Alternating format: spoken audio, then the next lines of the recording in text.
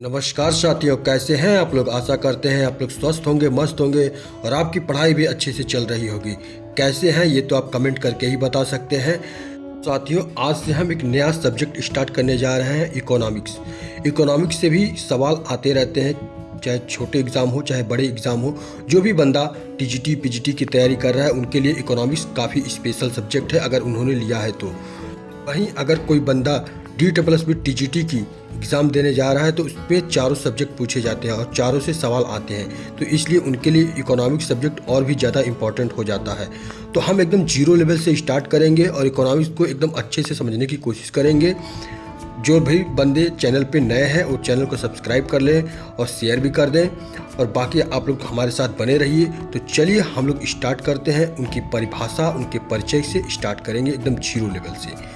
साथियों, बात करें इकोनॉमिक्स यानी अर्थशास्त्र क्या है, तो अर्थशास्त्र वह विषय है जिसके अंतर्गत वस्तुओं, सेवाओं, उत्पादन, वितरण एवं उपभोग की क्रियाओं का अध्ययन किया जाता है। वही क्या है, अर्थशास्त्र है। अगर अर्थशास्त्र की परिभाषाओं की चर्चा करें तो जब हम किसी देश को उसकी समस्त आर्थिक क्रियाओं के संदर्भ में परिभाषित करते हैं तो उसे अर्थव्यवस्था कहते हैं। जैसे भारतीय अर्थव्यवस्था, चीनी अर्थव्यवस्था, अमेरिकी अर्थव्यवस्था आदि। वहीं साथियों, अल्फ्रेड मार्शल ने अर्थशास्त्र को मनुष्य के व्यवहार का अध्ययन कहा है। प्रसिद्ध अर्थशास्त्री एडम स्मिथ ने 1776 में प्रकाशित अपनी पुस्तक द वेल्थ ऑफ नेशन में अर्थशास्त्र को धन का विज्ञान कहा है। एडम स्मिथ को अर्थशास्त्र का जनक यानी फादर ऑफ इकोनॉमिक्स कहा जाता है। उनकी पुस्तक an inquiry into the nature and causes of the wealth of nation को 1776 से ही क्लासिकल इकोनॉमिक्स का उद्भव माना जाता है। साथियों, बात करें कि क्लासिफिकेशन ऑफ इकोनॉमिक्स क्या है, अर्थशास्त्र का वर्गीकरण, तो अर्थशास्त्र का वर्गीकरण 2 अध्यायों पर किया गया है, व्यष्टि अर्थशास्त्र, समष्टि अर्थशास्त्र। व्यष्टि अर्थशास्त्र यानी माइक्रो इकोनॉमिक्स, तो इसके अंतर्गत आर्थिक इकाइयों का अध्ययन किया जाता है। इसके प्रणेता एडम स्मिथ हैं। व्यष्टि अर्थशास्त्र के महत्वपूर्ण घटक की बात करें साथियों, तो इसके महत्वपूर्ण घटक हैं उपभोक्ता व्यवहार सिद्धांत, उत्पादक व्यवहार सिद्धांत, कीमत सिद्धांत। वहीं प्रोफेसर बोल्डिंग के अनुसार विशेष फर्मों, विशेष परिवारों, व्यक्तिगत मजदूरी, आय, व्यक्तिगत उद्यमों तथा विशेष वस्तुओं का अध्ययन इसमें शामिल किया जाता है। समष्टि अर्थशास्त्र, इसके अंतर्गत अर्थव्यवस्था के संपूर्ण समुच्चय का अध्ययन किया जाता है। इसके महत्वपूर्ण घटक हैं राष्ट्रीय आय, राजकोषीय नीति, मौद्रिक नीति, मुद्रास्फीति, गरीबी, बेरोजगारी इत्यादि। समष्टि अर्थशास्त्र को आरंभ करने का श्रेय ब्रिटिश अर्थशास्त्री जॉन मेनार्ड किन्स को जाता है। समष्टि अर्थशास्त्र को आय तथा रोजगार सिद्धांत भी कहा जाता है क्योंकि यह संपूर्ण अर्थव्यवस्था में समग्र उत्पाद तथा सामान्य कीमत स्तर के निर्धारण से संबंधित है। साथियों, बात करें सेक्टर ऑफ इकोनॉमिक्स की यानी अर्थशास्त्र के क्षेत्र कितने हैं, तो इसके मुख्यतः 5 क्षेत्र हैं। प्राथमिक क्षेत्र, इसके अंतर्गत वह क्षेत्र जहां प्राकृतिक संसाधनों को उत्पादन के रूप में प्राप्त किया जाता है, जैसे कृषि संबंधित क्षेत्र, वानिकी क्षेत्र, मत्स्य पालन, खनन एवं उत्खनन।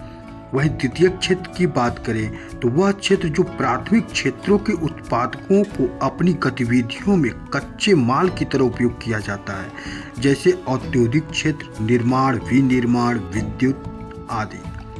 तृतीय क्षेत्र की बात करें साथियों, तो जहां विभिन्न प्रकार की सेवाओं का उत्पादन किया जाता है, जैसे बैंकिंग, डाक, परिवहन एवं संचार, बीमा आदि।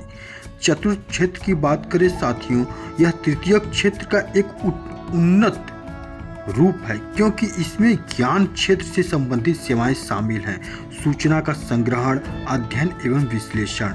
वही पंचम क्षेत्र की बात करें साथियों, तो उच्च किस्म की सेवाओं से संबंधित है। इसमें गोल्ड कॉलर पेशेवरों को शामिल किया जाता है जो अपने अपने क्षेत्र के उच्च विशेषज्ञ होते हैं, जैसे शोधकर्ता, वैज्ञानिक एवं उच्च प्रबंधक आदि। वहीं अर्थशास्त्र के विभिन्न स्वरूपों के वर्गीकरण की बात करें तो इसे नियंत्रक के आधार पर वर्गीकरण किया गया है, विकास के आधार पर वर्गीकरण, वैश्विक संबंधों के आधार पर वर्गीकरण और नियोजन के आधार पर वर्गीकरण किया गया है। नियंत्रण के आधार पर वर्गीकरण 3 आधारों पर किया गया है: उदारवादी अर्थव्यवस्था, समाजवादी अर्थव्यवस्था, मिश्रित अर्थव्यवस्था। वहीं विकास के आधार पर वर्गीकरण इसका अविकसित अर्थव्यवस्था, विकासशील अर्थव्यवस्था और विकसित अर्थव्यवस्था। वैश्विक संबंधों के आधार पर वर्गीकरण खुली अर्थव्यवस्था, बंद अर्थव्यवस्था। नियोजन के आधार पर वर्गीकरण योजनाबद्ध और गैर योजनाबद्ध। नियंत्रक के आधार पर वर्गीकरण पूंजीवादी अर्थव्यवस्था। इस अर्थव्यवस्था में पूंजी निवेश, उत्पादन के साधनों, उत्पादक के वितरण और धन के विनिमय पर मुख्यतः निजी क्षेत्र का नियंत्रण होता है। पूंजी एवं पूंजीपतियों का बाजार पर नियंत्रण होने के कारण इसे पूंजीवादी अर्थव्यवस्था कहते हैं, जैसे अमेरिका, ब्रिटेन, फ्रांस आदि। पूंजीवादी व्यवस्था एडम स्मिथ द्वारा दिए गए हस्तक्षेप के सिद्धांत पर कार्य करती है। इसमें सरकार का बाजार पर न्यूनतम नियंत्रण होता है। किसी देश के संसाधनों का उनके लोगों की खुशहाली के लिए दोहन या उपयोग किस प्रकार किया जाए, इस विवाद का प्रारंभ एडम स्मिथ की पुस्तक द वेल्थ ऑफ नेशन से माना जाता है। अर्थशास्त्र के कल्याण संबंधित परिभाषाएं कैजन, मार्शल एवं पिगू द्वारा दी गई। सामाजिक अर्थव्यवस्था। ऐसी अर्थव्यवस्था में समस्त आर्थिक गतिविधियों का संचालन एवं नियंत्रण सरकार द्वारा किया जाता है। इस अर्थव्यवस्था में सरकार का मुख्य उद्देश्य लाभ कमाना नहीं, बल्कि लोगों का कल्याण, वेलफेयर ऑफ पीपुल करना होता है, जैसे भूतपूर्व सोवियत संघ। मिश्रित अर्थव्यवस्था। इसमें पूंजीवादी एवं समाजवादी दोनों अर्थव्यवस्थाओं की विशेषताएं पाई जाती हैं। मिश्रित अर्थव्यवस्था में आर्थिक निर्णय, समाज कल्याण एवं अधिकतम लाभ दोनों उद्देश्यों को ध्यान में रख कर लिए जाते हैं। मिश्रित अर्थव्यवस्था की संकल्पना वर्ष 1929 की महामंदी के कारण उत्पन्न आर्थिक समस्याओं के समाधान के रूप में ब्रिटिश अर्थशास्त्री जॉन मेनार्ड केन्स के विचारों से प्रेरित थी। केन्स महोदय की महत्वपूर्ण पुस्तकें हैं how to pay for the war, general theory of employment, interest and money. विकास के आधार पर वर्गीकरण। विकास के आधार पर वर्गीकरण निम्नलिखित है: अविकसित अर्थव्यवस्था, वैसी अर्थव्यवस्था जहां आर्थिक विकास, लोगों का जीवन स्तर निम्न हो, उसे अविकसित अर्थव्यवस्था कहा जाता है, जैसे चाड, नाइजीरिया, सोमालिया आदि। विकासशील अर्थव्यवस्था, वैसी अर्थव्यवस्था जहां आर्थिक समृद्धि या विकास के उच्च स्तर को प्राप्त करने का निरंतर प्रयास किया जाता है, विकासशील अर्थव्यवस्था कहलाती है, जैसे भारत, चीन, ब्राजील। विकसित अर्थव्यवस्था, विकसित अर्थव्यवस्था की श्रेणी में वैसे देश शामिल हैं जहां के आर्थिक विकास का स्तर काफी उच्च हो, जैसे संयुक्त राष्ट्र अमेरिका, ब्रिटेन, जापान, रूस आदि। वैश्विक संबंधों के आधार पर वर्गीकरण।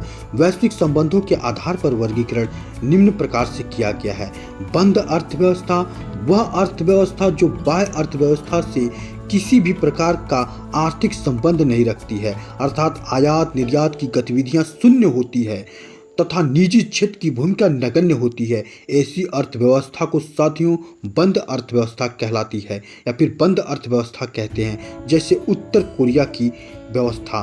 खुली अर्थव्यवस्था, वह अर्थव्यवस्था जिसका शेष विश्व के साथ आर्थिक संबंध होता है। इस अर्थव्यवस्था में वस्तु और सेवाओं का अन्य देशों को बाह्य प्रवाह और अन्य देशों से वस्तु और सेवाओं का अंतः प्रवाह होता रहता है। ऐसी अर्थव्यवस्था को खुली अर्थव्यवस्था कहा जाता है। नियोजन के आधार पर वर्गीकरण। नियोजन के आधार पर वर्गीकरण निम्नलिखित है: योजनाबद्ध अर्थव्यवस्था, इस अर्थव्यवस्था में पहले लक्ष्यों का निर्धारण किया जाता है, उसके बाद उन लक्ष्यों को प्राप्त करने के लिए योजना का निर्माण किया जाता है। वहीं गैर योजनाबद्ध अर्थव्यवस्था की बात करें तो ऐसी अर्थव्यवस्था के अंतर्गत निर्धारित लक्ष्यों की प्राप्ति में आयोजन की संकल्पना का अभाव होता है, अर्थात गैर योजनाबद्ध अर्थव्यवस्था में आर्थिक विकास की लक्ष्य प्राप्ति हेतु एक निश्चित रणनीति के अनुसार कार्य नहीं किया जाता। विश्व बैंक द्वारा प्रत्येक वर्ष 1 जुलाई को विश्व के सभी देशों की अर्थव्यवस्था को उनके पिछले वर्षों की प्रति व्यक्ति सकल राष्ट्रीय आय अमेरिकी डॉलर के आधार पर आय समूहों में विभाजित किया जाता है, जैसे निम्न आय वर्ग अर्थव्यवस्था, निम्न मध्य आय वर्ग व्यवस्था, उच्च मध्य आय वर्ग व्यवस्था तथा उच्च आय वर्ग अर्थव्यवस्था। मुक्त व्यापारवाद का उदय लेसेज फेयर के सिद्धांत से हुआ। एडम स्मिथ ने डिमांड सप्लाई का नियम दिया। मांग और आपूर्ति सिद्धांत के अनुसार यदि किसी वस्तु की मांग अधिक और आपूर्ति कम है तो उसकी कीमत में वृद्धि हो जाएगी। जिन देशों की वास्तविक प्रति व्यक्ति आय प्रतिदिन 1.25 डॉलर से कम है अल्प विकसित देश कहलाते हैं। साथियों, आज की क्लास में हमने देखा कि अर्थव्यवस्था को किन किन क्षेत्रों में बांटा गया है, उनका वर्गीकरण क्या क्या है, उनकी परिभाषाएं हम लोगों ने देखी। अब नेक्स्ट क्लास में हम देखेंगे अर्थव्यवस्था के आर्थिक समृद्धि एवं आर्थिक विकास। सेशन आपको पसंद आया हो तो लाइक शेयर कमेंट करना ना भूलें। अब नेक्स्ट क्लास में हम मिलते हैं, तब तक के लिए आप सभी को राधे राधे, जय श्री कृष्ण।